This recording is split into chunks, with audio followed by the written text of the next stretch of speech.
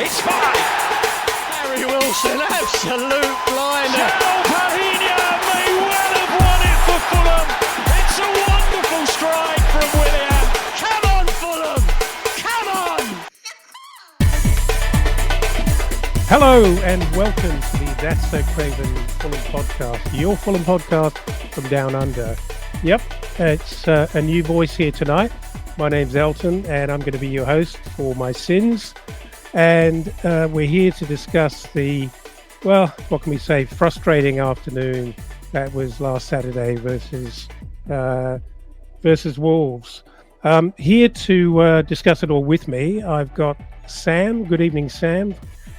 Hello, Father. I like how you are introducing yourself like the people haven't done 100 podcasts with you already. But you know what? I'm very, very happy to be here. An astute introduction for a horrible, horrible game. So I look forward to this. Well, I don't know that it was a horrible game, but it's just annoying. We've also got Skibby. I really am struggling with that, but never mind. Skibby. Nice. Hey, nice to see you guys again, and I'm glad to be back. But yeah, I mean, you can go with Skippy. Just throw in any consonants you want. I'll answer. It's all good.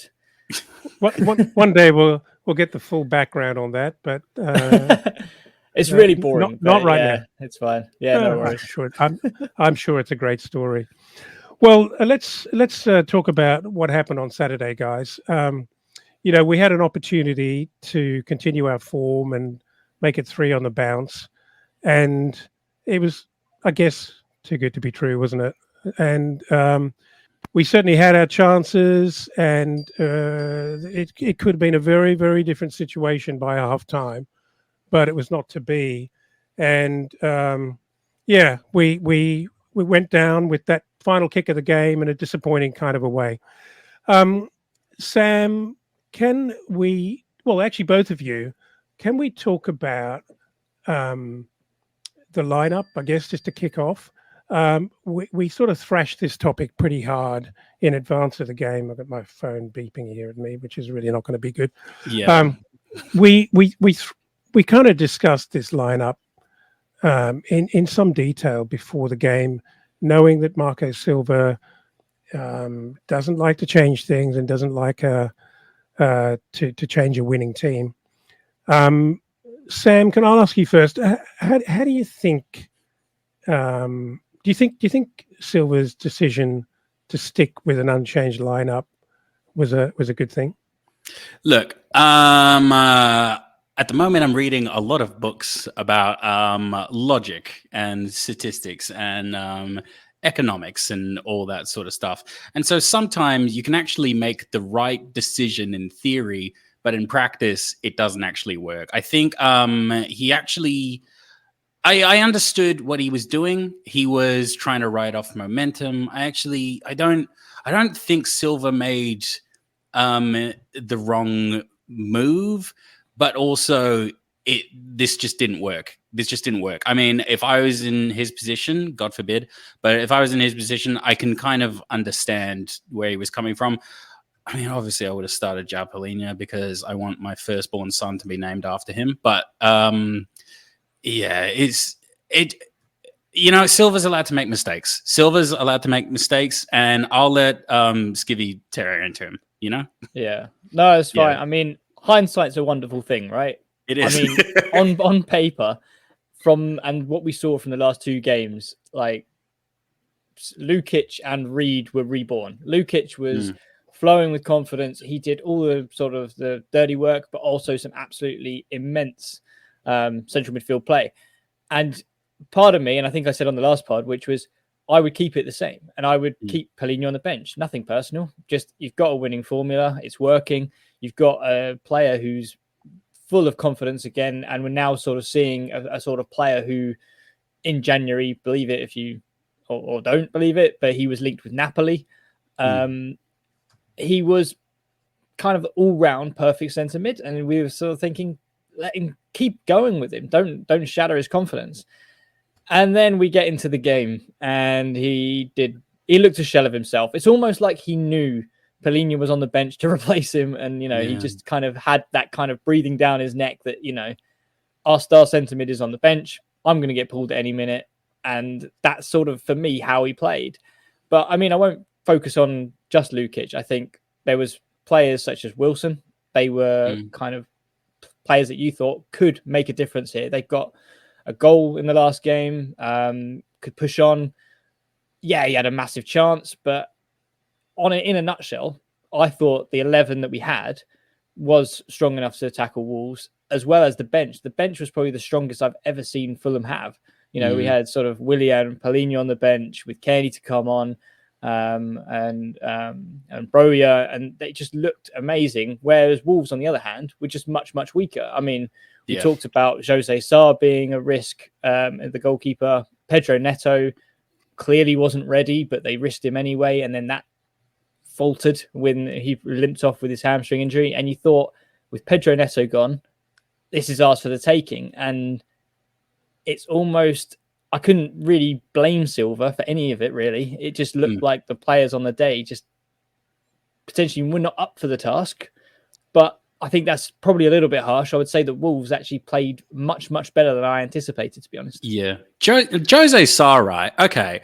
Since when is Jose Sarr basically Manuel Neuer incarnate? Like, what is going... Like, I've never seen him play that good. I mean, I know he's a Portuguese international. I know he's very well regarded. But I've not seen that... Like, he was ridiculous. But more just frustrating. And we were talking about this pre-game. Mario Lemina, right, of former Fulham fame, and a part of the most frustrating Scott Parker season I think I've ever encountered, even though there has been worse seasons. But he just ruined us the whole game, and it was so annoying because I remember this player, and like he's just so much more refined and just so much more present, and he just ruined my day, and it was so annoying. It's like, yeah, Dad, you can go. Yeah. I'm gonna jump in, and now I realize part of the work that Jack does. I asked you about the lineup, and you're actually giving flowers to Mario Lemina. But anyway, you knew this. You knew what this was going to be, and I will not apologize. Back to the lineup thing, and I think it's really interesting, and you touched on it, Skibby, that you can't blame Silva for picking that starting lineup. There's every justification for it, and any manager would kind of find that completely defensible. Mm-hmm. And you have to also say that we also created a lot of chances, and we looked the better side in the first half. So. You can't really blame his team selection. It was kind of working, and we actually looked pretty good. But you're so right about Sasa Lukic. I'm a pretty harsh critic of Sasa Lukic. I sort of like him, but he does frustrate me. I know there's a really good player in there, and I just think we just don't see it often enough. And is it possible that we, Fulham Football Club, have the most fragile personalities who kind of on their day when things are all going well and things are good at home and maybe good down the park and down the pub, I don't know, we are raucous and so difficult. And when we hear voices or footsteps, metaphorically, that you're absolutely right. That's exactly how it felt with Lukic. He's had 2 really solid games. Not just solid. He looked great. And Polina sitting on the bench, maybe he just didn't feel like he deserved to be there with the player that is João, and he just couldn't grab the opportunity and carry on the way he's been playing. And it's kind of disappointing to me that it turned out that way. I mean, I thought he didn't have a terrible game, and there was one moment, I think there was a little back heel, which was really lovely. Can't remember exactly when that was, but it was very, very lovely. I think we've just lost Sam there. When Wilson got set away, wasn't it? I think. It was a back heel into to Iwobi, and then Iwobi put Wilson through. Yes. So it was a very nice move. And you thought, I mean, it actually started that whole move. You're right. And you're thinking, yeah, he's growing into the game a little bit, but it just didn't push on. And I think you're quite right. I think I wouldn't even blame him fully. I think there's a number of players there. And controversially, I think I'll add one name to the mix who I know from reading Fulham Twitter, there's a lot of, or Fulham X, I should say, there's a lot of love for him. But for me, Tosin Adarabioyo is very hit and miss with me. He can have an absolute stormer, really looking solid. You think him and Bassi completely, the next generation centre-back type, of athleticism. But there's just some times where he seems to have too much time on the ball, goes for the Hollywood pass and just pings it straight to another or to the opposition. And it's just quite a frustrating watch. And you're thinking for him to sort of play that way when we know that he can be a very solid player, Diop has that in him as well. It's just very much the 100%. Kind of the two that we have. And then you can't go with Bassi and Ream because you know how the two left-sided went against Spurs and I think that was Burnley as well. But just that was a train wreck. But no, you're absolutely right. I thought it certainly wasn't Tosin's best game. And the guys always laugh at me. I used to be a very harsh critic of Tosin. I still am for moments because, and maybe it's just that feeling and that it just feels like he thinks he's better than he is. And I know that is pretty harsh. I don't know the guy, but maybe that's caught up in that sense of knowing that he wants to leave and move on from Fulham and thinks he can play at a better level. But and I've got no doubt he could grow into that. But when he makes those mistakes, which often really hurt us, because it's what could be a genius pass into the midfield, is just too high risk. It doesn't come off. We lose possession, turn the ball over, and often they're back on us so quickly, and it's very frustrating. Another one of those fragile souls that I'd add to the mix there is Harry Wilson. Yeah. On his day, wow, he's magical and mercurial. He's got such a deft foot. But we'll talk about that first opportunity in a minute. But even the cameraman and the director had the sensibility, certainly on our feed, to keep following Harry Wilson as he kind of lamented that miss. And you could see that right up to halftime, it was in his head. He couldn't kind of quickly move on from it. And so that gives you an insight as to what he's dealing with. Sam? Oh, I was just going to say, he's so, and I mean this in the nicest possible way, he's very, very fragile, our boy Harry, isn't he? Like, he's a sensitive little boy, and he can be incredible. He can be so good, but he needs so much padding before he goes into the playground. And if a couple of things don't go his way, I actually feel really sorry for him. I actually feel because if a couple of things don't go his way, it really messes up his whole game. It's a real example of the mental state that these guys have to get into, because sometimes Harry just isn't necessarily there, and it doesn't take that much to wobble him. God bless him. Well, let's actually go through. Before we talk about the Wolves' goals, let's talk about some of those missed opportunities, because they're very significant for this game. Yeah. In terms of what could have been. And I hope I get the order right here. My memory is never quite as good as it should be. 48 hours after these games, it all seems to sort of mesh into one. But the first opportunity from my memory, Alex Iwobi puts a really, really nice little ball through to Pereira, who does really, really well. And that ball, from all angles I saw, looks like it's going in. And Jose Sarr does a very, very good job of keeping that out. So of the three opportunities in the first half, I'm going to say that Pereira's one was probably maybe the toughest and probably the best effort. Yeah. So that was kind of unlucky, and we did well to create the chance and actually, get that on target. The second one, which was obviously the Wilson opportunity, Sasa Lukic, as Skibby correctly reminded me, beautiful back heel to Iwobi, is it? Iwobi, Yeah.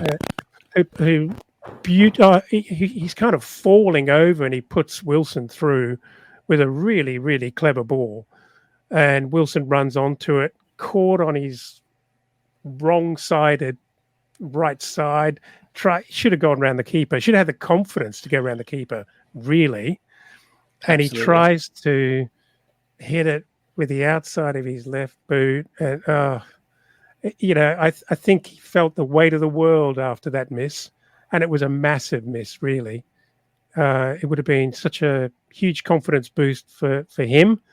And we're a different side. Every side's a different side when they score first, but we really, really need to. And then the third one was remind me again. Tosin. Crossbar. Yeah, that's right. So I think it was Reed who squares the ball to Tosin. That's right. He's actually got a lot more time than he thinks, but I know he's in the box and it's kind of moving pretty quickly. It's easy to say, control it, have another touch, but he's a centre back. And it's, exactly that. It's one of those chances where you want it to fall to anyone else apart from your centre back. I mean, I commend him for being in the position. I think that's a great. I don't know. Actually, to be honest, I don't know why he was still there. I mean, the corner. I think the set piece had been cleared and reset by that point, but he was still there, which is fair enough. But yeah, you just wanted Muniz, Iwobi, someone at the back post who wasn't your centre half. To be fair to him, it wasn't absolutely awful. No, I won't say that. It could have been miles into the stands, as many a centre back would have done in the past. But it just, I guess he just lacked composure in front of goal, which is not that surprising. It's very, very different if the ball's coming in the air. Those guys are very, very used to heading them home. But to feet, you wouldn't really expect him to do that much better. It's just a bit unfortunate that he happens to be the man on the spot. And those, for me, were three colossal opportunities lost or missed. Yeah. And I don't know that we lost hope, but we allowed them to get to halftime, albeit with a pretty serious injury. And as I said, things could have been very, very different. I don't know about you guys, but I thought Neto was, really dangerous and pretty high risk playing him because he was clearly not fully fit. And I was actually surprised. I was expecting him to not start and not be part of the game at all, and pretty surprised when he actually made it. Yeah, no, he was definitely one of the high risk players, I think. But like you say, he was electric from the first minute. And you thought if there's anyone who's going to do you trouble today, it was going to be him. Getting down that right hand side. With all that being said, though, I'm not sure if we've already covered it before, but just Wolves' side in general, in comparison to ours, yes, Pedro Neto is very, very, very accomplished, and they have a pretty good squad, and Gary O'Neill has been very, very impressive, but our squad, in theory, was so much stronger. Is that a fair assessment? I'm not sure if we've already done this because my internet went out, but. I mean, I think, other than Rao, we've got an absolutely full squad and we've got fringe players, if I can call them that, actually in really good form. So this is about as good as it gets for us this season for this squad, I would have thought. And you really fancied, and I mean, obviously Wolves have had a good season, but I was certainly not intimidated going there. And my impression as the game developed through the first half, we were more than in it, and it's just incredibly frustrating that we couldn't get at least a goal in the first half. And anyway, what did you guys think of Pereira in the first half and in the game in general? Oh, okay.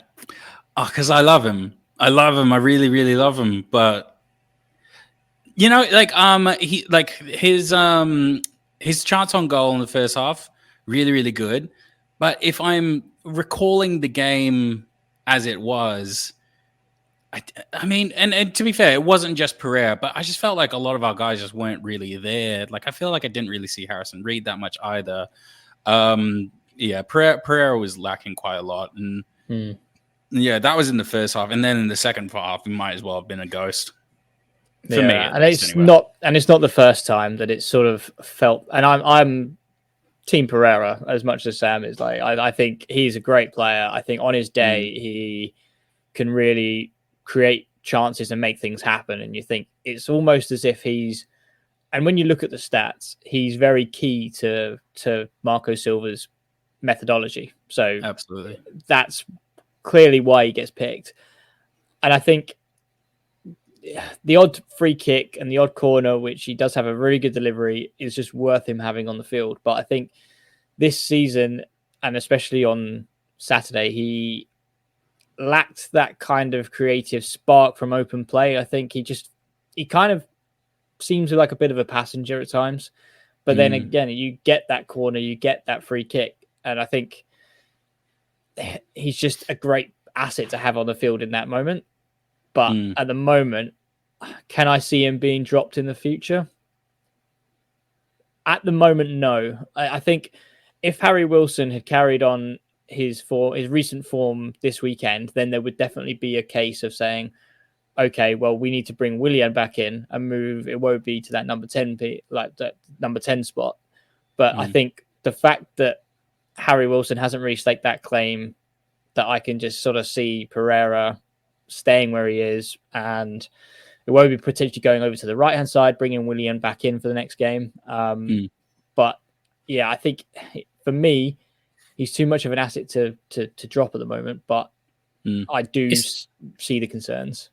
It's hard, isn't it? Because he's not like a liability. Like, he's not necessarily doing anything wrong, but in some games, he's just not bringing that extra little bit that we know he can actually do.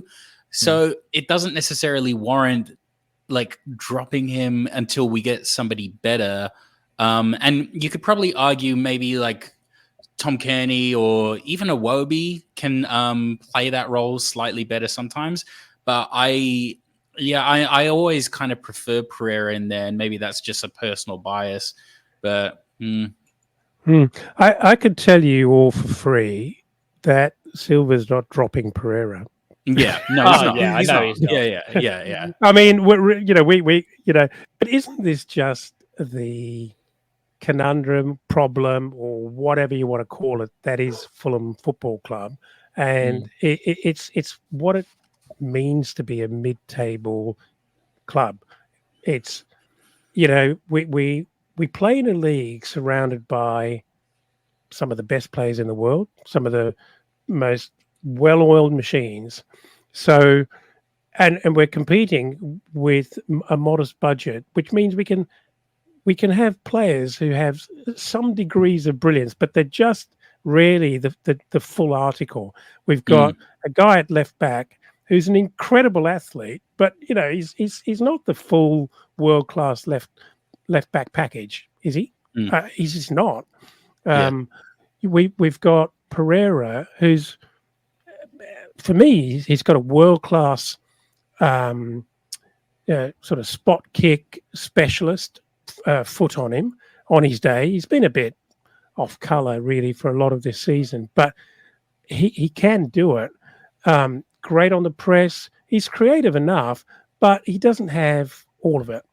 And if he did, he'd be worth 80 or 100 million pounds. and we just don't get those sort of players.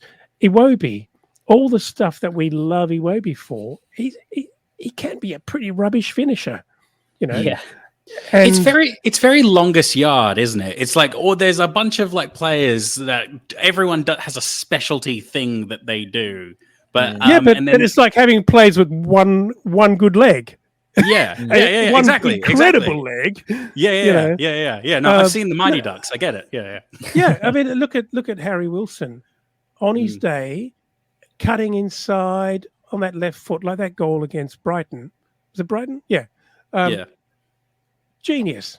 You know, that is a worldie by anyone's book, right? But it just doesn't have it all.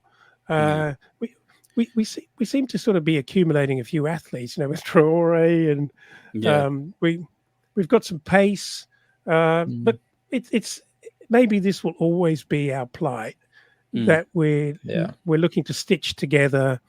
I wouldn't call it a ragtag bunch, but it is a bit ragtag though.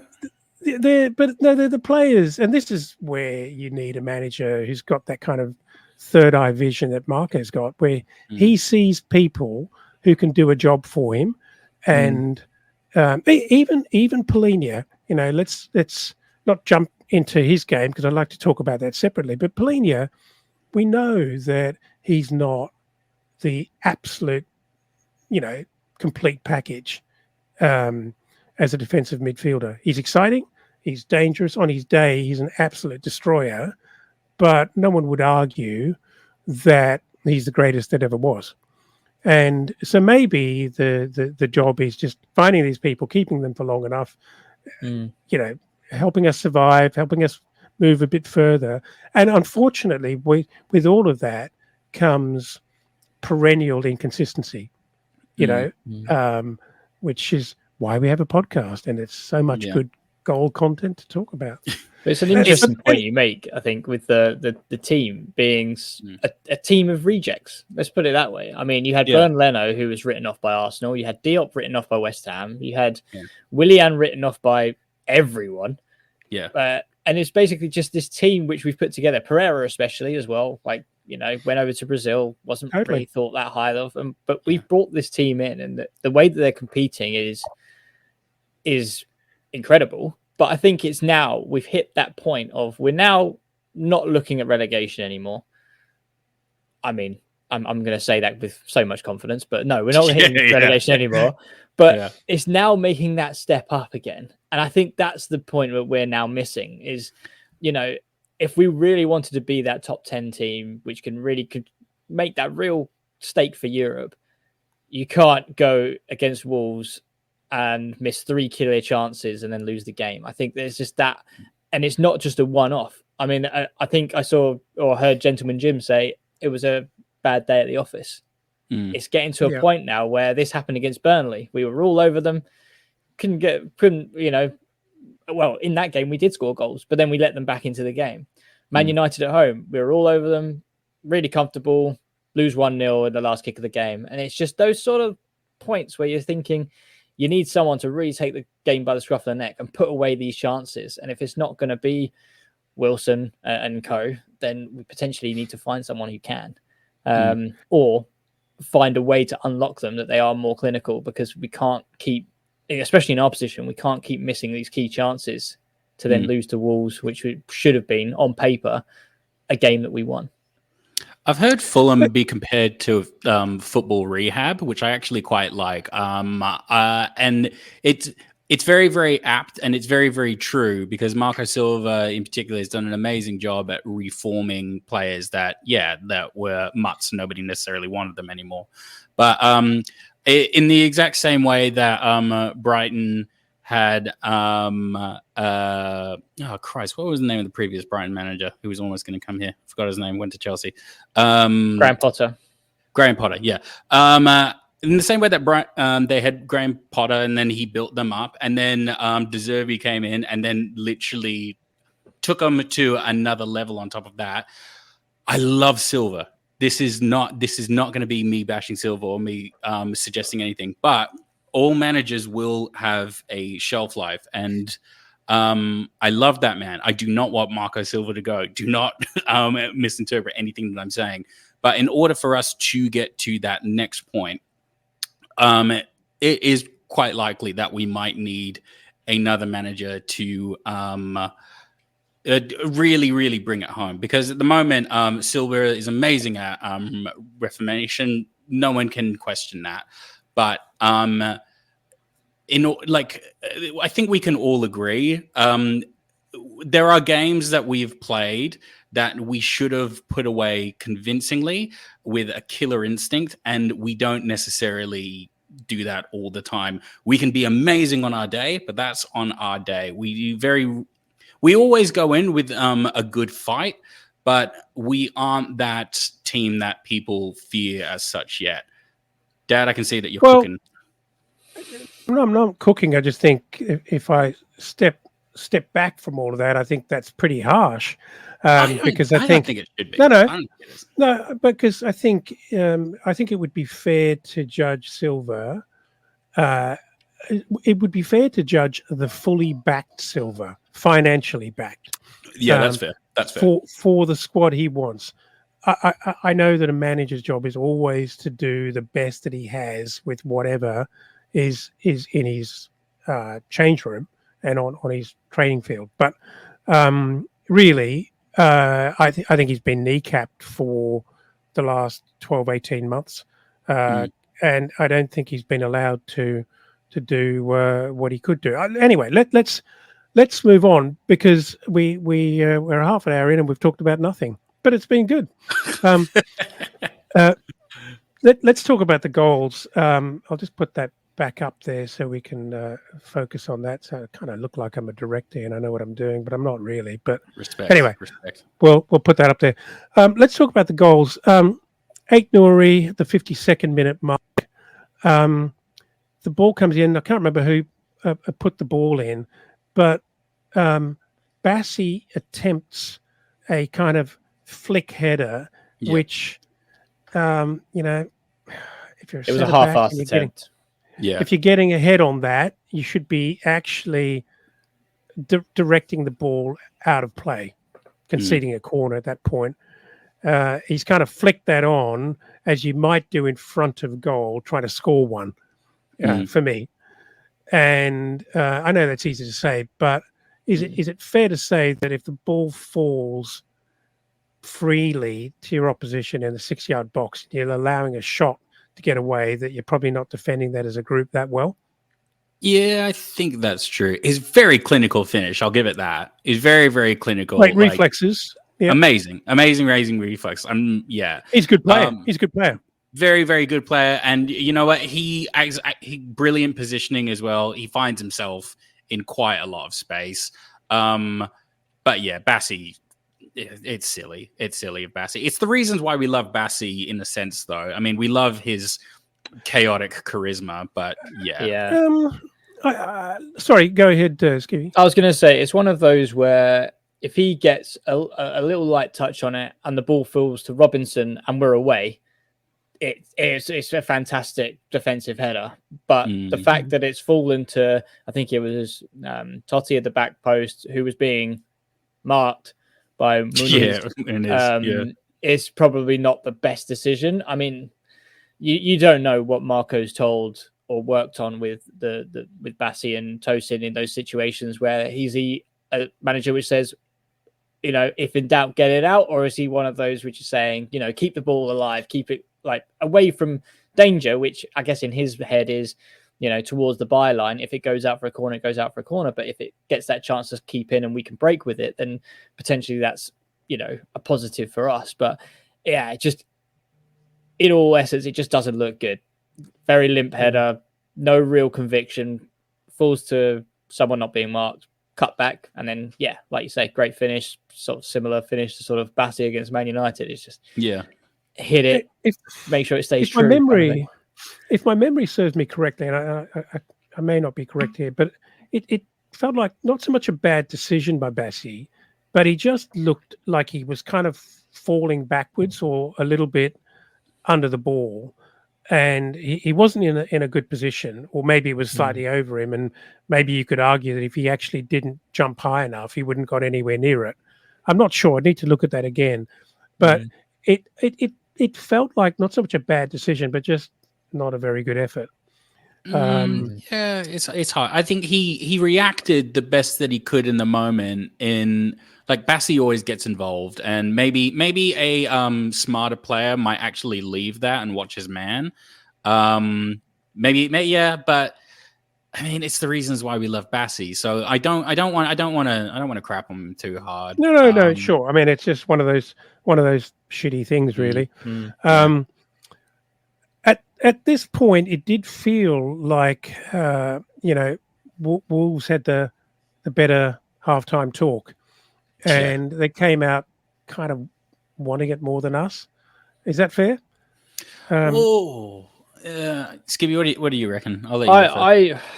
I will commend Gary O'Neill in this instance, because I think he set up the team as best as he could, and I think that they had this counter game which was very effective. And I think what really kind of caught us out a little bit is people like Mario Lemina being so far up the pitch. Like, he was a holding midfielder for us. What was he doing up there? But we talked about him briefly, but he was just everywhere. But I think that was kind of Gary O'Neill's take on this. Was Fulham have missed 3 massive chances in the first half. Like, this game is ours. Like, it's almost like one of those written in the stars moments. So like, all we have to do is sort of get 1 or 2 goals here, and then this is our game. And I think for them to be fired up with all the injuries that they've got as well, that these are players which potentially may not be starting. I mean, they started, I think it was a debut for the lad up front. I've now forgotten his name, but he was number 63. But it was his debut against Fulham. Fraser, that's it. And he was putting a great shift in, and as soon as he got the ball, I think they just basically told, or Gary O'Neill had told them to swarm around him, get people around him, because against Bassi and Tosin, he's not necessarily going to hold the ball for very long, but he did that very well. And I think if you look back, Fraser, as soon as he sort of gets on the ball, he's always got Lemina there. He's always got Ait Nori on the sort of left side of him, and it was more that kind of left-hand side, which I noticed was a very, very big stronghold for them. And fair play to them. They played to their abilities. They played to sort of the personnel they have available, and it worked. Yeah. Now, it actually, the second goal from Wolves, I can't remember now who actually attempted the shot on target, which was not on target. Yeah, that's right, Semedo, yeah. I mean, this is an unfortunate goal, surely. It comes off Tom Cairney's buttock. And it was never, ever going in. It was miles to, off. Wicked deflection for Leno. No chance at all.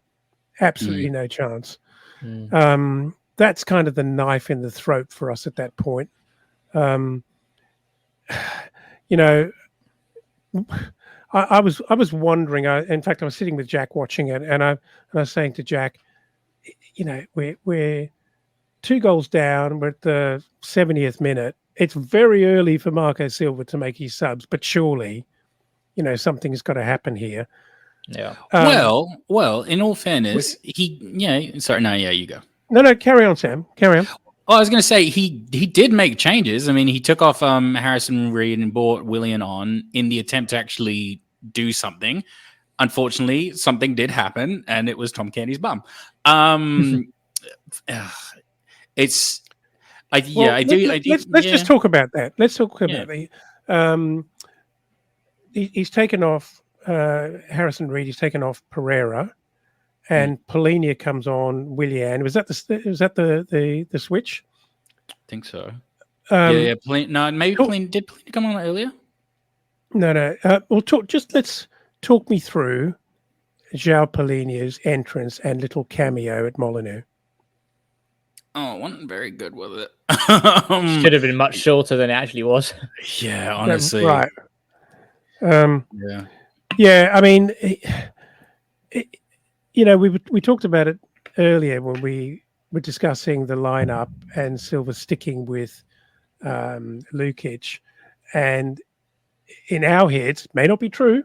Maybe he had a stomach virus, but it seems that Lukic kind of had Polina in his head, sitting on the bench, and he was just wondering when he was going to be replaced. For me, on the flip side, Polina had steam coming out of his ears, sitting on the bench, kind of very annoyed, not at Marco, but just at the situation that he wasn't playing, and probably really annoyed that he hasn't been part of the last couple of weeks of great success. Comes onto the field with his tyres pumped up a little hard for me, and it's just going round trying to, be uber Polina, and as Skibby sort of referred to, as you both did, he was very fortunate to not get sent off. Oh my God, was he ever? I could literally see the referee just being like, I could see in his brain, he was going, one more time. One more time. Like he was so patient with Polina, because I think he must know the context of, like, he's a very excited boy. Calling everybody boys today. I don't know where that's come from. It just, to me, this is not the first time it's crossed my mind, and it can't be the first time it's entered anyone's head, but just how big a problem is the Polina discipline problem? I mean, he's well on his way to 15 cards. Never been done before. Yeah. He's only got 4 to go. It took him 5 minutes to get his first yellow, right? He seemed distracted by how much he wanted to get in and get involved. And for him, that means, there was one slide tackle, which was kind of brilliant. But it was kind of brilliant. Yeah. But the margin for error was scary. And he pulled it off. And in any other world, if he doesn't execute that perfectly, that's very dangerous, and he's gonna get sent off. Yeah, I don't know. And again, talking about not the Fulham misfits, but the ragtag bunch that is our our squad. That's got to be a problem for his future, with his aspirations of going to a really big club. I don't know that the big clubs are going to be prepared to take that sort of, that sort of dimension on. Oh, it's hard, isn't it? It's really annoying, because I've already used the "that's why we love him" argument twice tonight. Look, when you get João Palhinha, though, you do undertake that level. Of course. What do you think? Like he basically just needs, like, his own insurance to be taken out separately for João Palhinha. Lloyd's. Yeah, exactly. Honestly, he's. I think it won't hinder him from actually getting involved with, like, bigger clubs. Just because, there's always been this type of crazy player. Think of Pepe, think of even, like, people like Sergio Ramos as well, who are just crazy defenders who have always been a little bit chaotic.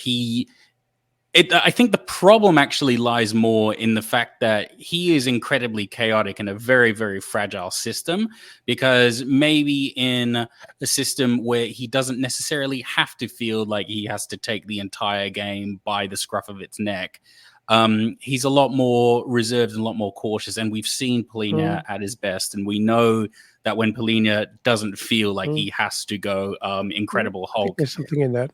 He's a very, very astute, confident player who can pass and actually has a lot more grace than people actually give him credit for. Ironic, I know. But I think in games like this where Polina doesn't feel like he has to come on and assert and take the game into his own hands, we don't get this problem. But again, it's the joy of our lovely club. Yeah. I think for this game in particular, he probably was watching on and realized that we really didn't have control of the midfield. Yeah. So I think, and Gomez and Lamina were kind of really having just strolling around, if I'm honest. So I think being subbed wound him up, and then coming on to a losing position wound him up, and also probably just seeing how much of a easy game that the opposition were having wound him up even further. So it was just no doubt in my mind that he was just going to come on and absolutely kill someone. You talk about his disciplinary record. I mean, it's a yes and no, really, because he doesn't get red cards. He has. Correct me if I'm wrong, but I don't think he's had a red card. He should have had a couple, but he hasn't. Yeah. But it's just those when he racks them up, and he gets those 2 match bans or the 1 match ban from collecting all these yellows. That's where it hurts us a little bit.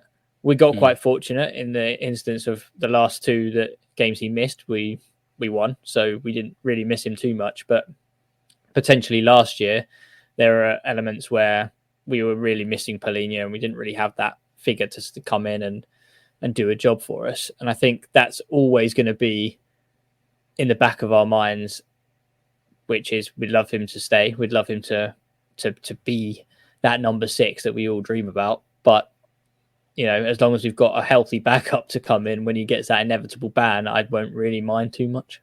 Yeah. And it works. It absolutely works for us. I just think actually Sam's actually made a very good point about Paulinho, and that I think he feels that responsibility to come in and do too much. And maybe that is something that has to be worked on from, the management, that need to actually just calm him down and go, hey, you are of most value to us when you go and play your natural game, but just calm the fuck down. And but that's maturity, though, isn't it? That's literally going like, you have 28. all the tools. Yeah, but we all know 28-year-olds who aren't that mature. Come on, let's be frank here. These are not philosophers just sitting around just discussing Nietzsche. These are Premier League football players. Okay, but if you think Willian, I think is a really good example. Willian is somebody who has all of those tools, but then when he comes on, wherever he comes on, if he's starting or if he comes on the 60th minute, he adjusts to the game and he goes, I know I can do a lot, but it's more important to kind of like control this game now. And I think that in lies the difference. Well, lovely segue there, Sam, because I wanted to talk about my favorite player. And I wondered how you guys thought he actually fared when he did come on.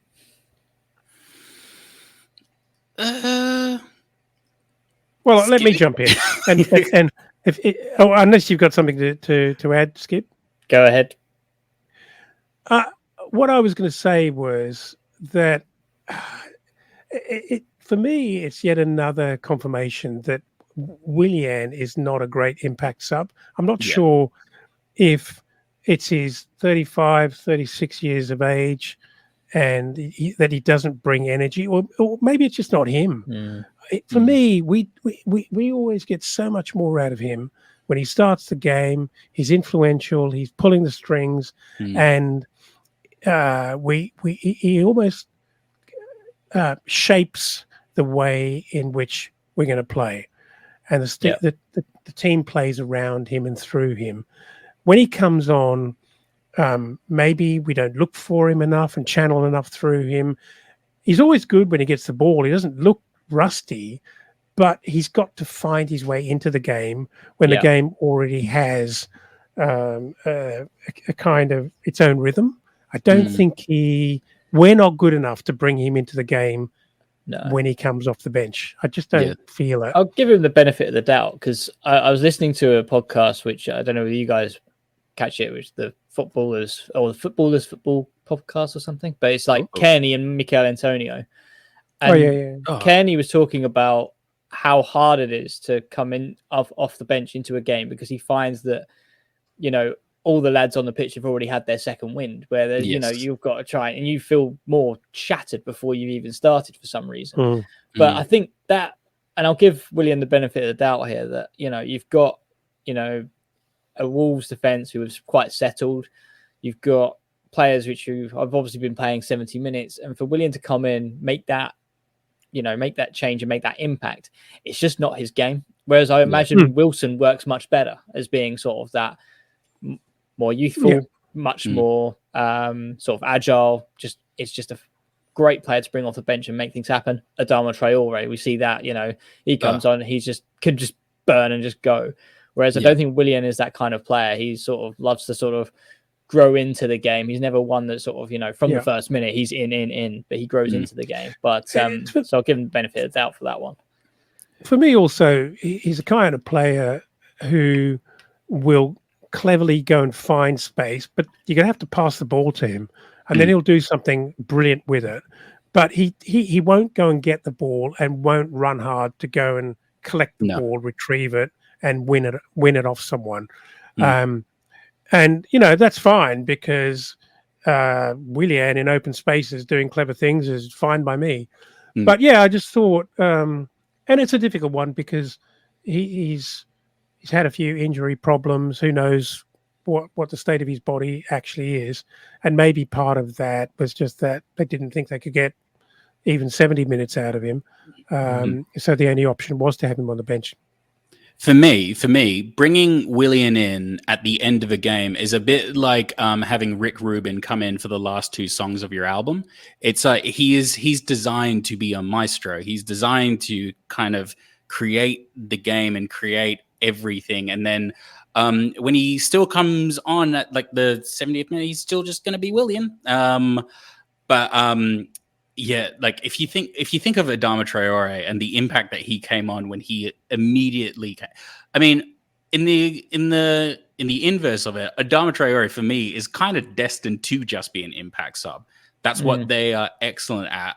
He came in and he just is literally just like a shot of adrenaline. That's what he does.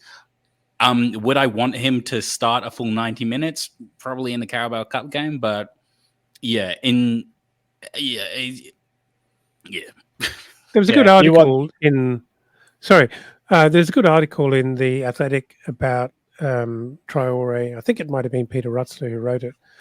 And it was talking about him coming to Fulham and with other options that he was looking at. And one would think he would be interested in, starting and, playing, not being always the bridesmaid coming off the bench. And that's where, and maybe injuries have played a part this season as well. But, is he our best starter on the wing? I don't think he is. Having said that, did anyone know that Adama Traore had a wicked left foot? I mean, he has kind of shown glimpses of just having a rocket on him. It's just never been consistent. That was an incredible shot. Well, do you remember the goal he basically sealed our fate in a couple seasons ago? It was that was because that was again like around about like the last 80 minutes or so. And he just put in an absolute rocket from the right hand side, and it was it just completely sealed our fate, and then we were relegated. Great to see. There's some confidence there, isn't there? Because there is a player there. I think. Unfortunately, because he's got that special athletic skill of being so damn fast, it probably shines a very hot white light on the things he can't do that well. But there are players. There are players that are he's a good player. Well, I think football's really changed just with the amount of rotation that goes on in a game. I mean, if you think of like Guardiola and think of how like Man City basically structure their game around rotating their squad even within the game. And I think Traore is an amazing example of that system. And I know he's never played for Man City, but he just works so well, and he just seems so comfortable and just so confident in that role. Like he's on the sideline and he's literally warming up and he's like, yeah, I'm ready. He's like a professional wrestler. Like he's literally going in to kill, and that's what he does. And he's been doing that for a really, really long time. If anything, I would actually quite like a few of those guys because they are so useful when you get them off. Hey, so the other player that we saw, who we haven't seen a lot of since his loan move to Fulham, was Broja. What did you guys think of his little performance? It was energetic. He came on, he clearly had a purpose, and I think it was an interesting way to see him because we've never really seen two strikers on the field before, or under Silva especially. So, he came on to kind of partner Muniz, which was an interesting part. But no, he seemed to be energetic. He was battling for the ball. I think it was his header which eventually sort of led to, the cross from Robinson. Then, got to us the consolation goal. But no, I think, did he do enough for me to become the number 9? Probably not. Yeah. Given Muniz's current reign of form. But it was interesting to sort of see a glimpse that there is a trier there. There is someone who can be that impact sub off the bench. So I think it was a decent cameo, but nothing more. Do you know what? I will happily eat my words in like a year or two's time if he chooses to stay with us. But I don't know why, and I will never necessarily claim to be an expert, but I just see something there. I see what it could potentially be. He actually quite excites me. I actually really like him. It's annoying, isn't it? Because I see something there. But I'm not sure when it's actually come to fruition or if it's going to come to fruition. I think I just like the way that he kind of like moves around a pitch and just finds space. Yeah, it could be another Muniz, or he could be absolutely nothing, but I like him. Yeah, look, separate question, but did Muniz do anything to strengthen his case for a permanent candidate for number 9 next season? He did a really good turn at the start of the game. Oh, that was incredible. That was awesome. Yeah. I think he had a header. I think it was a header. But no, I mean, I didn't see the same tenacious Muniz, which was harassing and, just being a nuisance. I didn't see that. But then again, didn't really see those sort of long balls up to him that we were sort of been playing against Brighton and so it's almost like we changed the tactics, which didn't work in Muniz's favour. I mean, based on the last episode, I'm still, the jury's out for me. I'm not going to commit to anything, but I don't think we played into his strengths against Wolves, and therefore I think that's a little bit unfair to sort of discredit him for that. But yeah, I think it was just a bad day at the office all round for everyone, really. Yeah. Obviously, Alex Iwobi scores the last goal, which must have been the last play of the match. Yeah, and was. kind of a frustrating point to get a goal, but better than nothing, I guess. But Jack has landed in Melbourne and is sitting in an Uber watching and following on the live stream, and I know he wants to be involved, so he's posed a question, and let's discuss it. And he says, short answer only. I like the way he's still trying to direct us. I know, and he's having a stroke until we literally just answer the question. I know how he works. But I love the way he says short answer only. I know, what I saw lost that. Us the game, poor finishing or poor defending, or just bad luck. Sam, hold it. Skibby, you. Do you know what? I actually reckon I reckon genuinely the first half lost us the game. I think Skibby's exactly right. I think Gary O'Neill had a chat with Wolves at halftime and literally said they have missed 4 really, really solid chances. We can take this. And they did. And they got a really solid goal on us because they put an intense amount of pressure. And then after the second goal, we kind of just realized that we were out of our depth there. Out of our depth against Wolves. It's frustrating. But that's what I think happened. Yeah, definitely poor finishing for me. It's just... Yeah, I mean, you look at you. I'm not even going to say poor defending for the second goal because you watch. I think it was Fraser tried to pull the ball back. It took a deflection of Tosin. It fell to one of their players. It then took another deflection off Kearney. It was just all nasty. I wouldn't say it's bad defending. It was just really just luck of the green or rub of the green, I'd say. But again, I wouldn't say it was this, it was that. It was just on our own heads, poor finishing. Should have put the game to bed in the first half. Easy as that. Yeah. Totally. If we had Sam, chill out there, sunshine. No. I do have a mute button, and I'm not afraid to use it. If we had scored or created no chances, and then somehow, a couple of brilliant goals from them, or even poor defending, you might be left wondering. But in the first half, we had the ascendancy. We had the opportunity to go in at halftime to maybe 3 goals up. The Pereira thing was it's a pretty tough chance from there, to be honest. It's definitely scoreable, but tough. But I think if you have that many relatively easy chances for at least 2 out of those 3, it's on your head, and we have to take responsibility.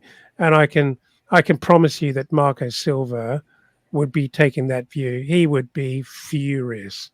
He'd be furious at that result. Do we write our letters of complaints and send them into Fulham for them to just assess, or do we just rely on Silva to listen to the podcast for his next trip to Tottenham? Look, I normally get a little text message just after we finish this, and then get on a call directly with him. He's really annoying. Can't get rid of him. Yeah, but he can Portuguese the entire time.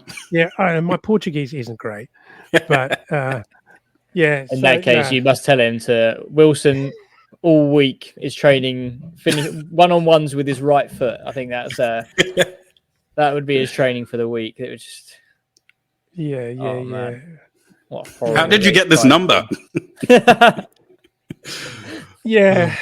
anyway, look, I think that's probably about it. I could take you through the table, but no surprise, it leaves Fulham in 12th place, which we seem to be galvanized or super glued to at the moment, which is not the worst thing in the world, but I guess we hope for more. Can we just, before we wrap it up, can we just briefly look ahead to the weekend? Or is it international break, or have we got a game this weekend? Very good question, which we should already know. Yeah, I think it is international break. After which we host Tottenham at home, is that right?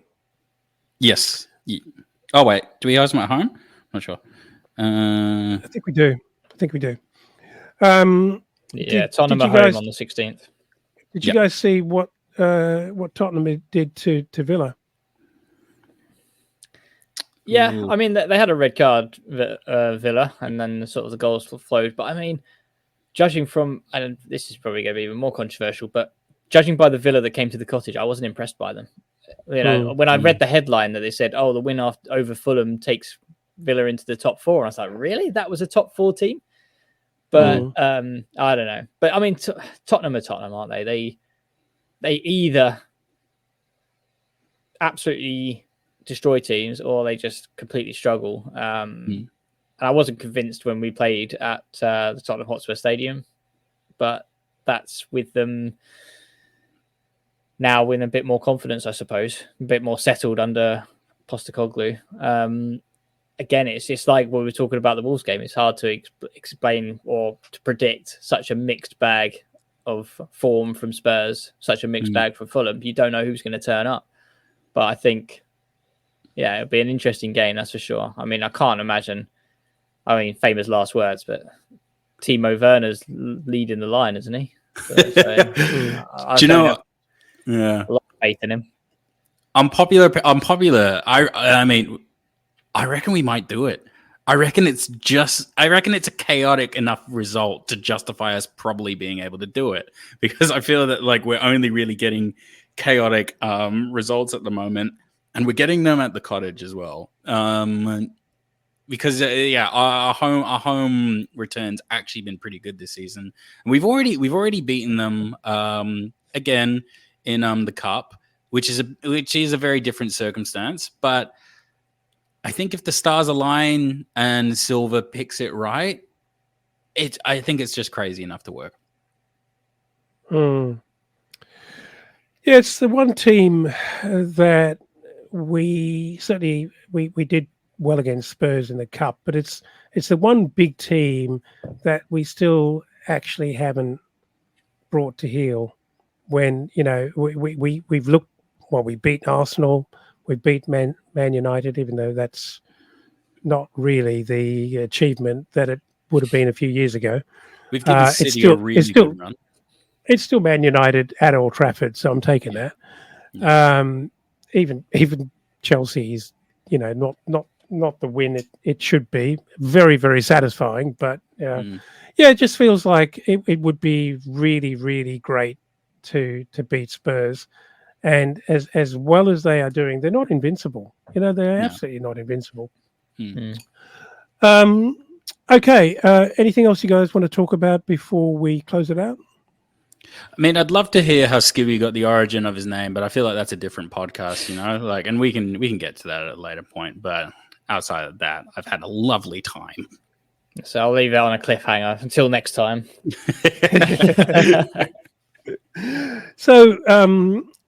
So before we do go, there's one piece of housekeeping that we really must do, and that is to acknowledge one of our absolute regular stalwarts' birthdays today. And I can tell that he's probably already, it must be pretty early where you are, Steve, but it looks like he's having a pretty good day already, because he's typing caps locks in reverse, and the lettering's a bit all over the place.